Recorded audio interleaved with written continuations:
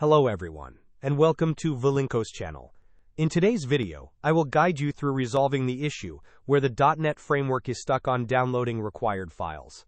And now, let's get started.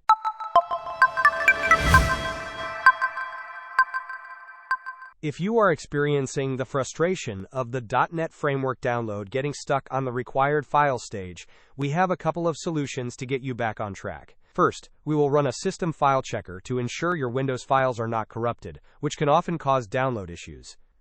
To do this, open your Windows search bar and type Command Prompt. Right-click on Command Prompt and select Run as Administrator.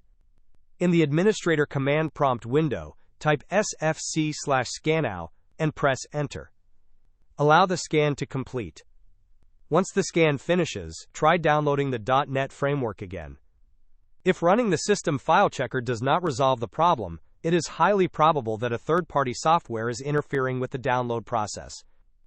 In such cases, performing a clean boot will help us identify and isolate the conflicting application. To perform a clean boot, search for System Configuration in your Windows search bar and open it. Navigate to the Services tab. Here, check the box that says Hide All Microsoft Services. After hiding all Microsoft services, you will see a list of non-Microsoft services.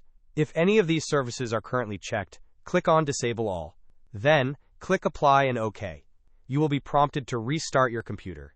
After your computer restarts, attempt to download the .NET framework again. Hope this was helpful. Don't forget to like and subscribe if you enjoyed.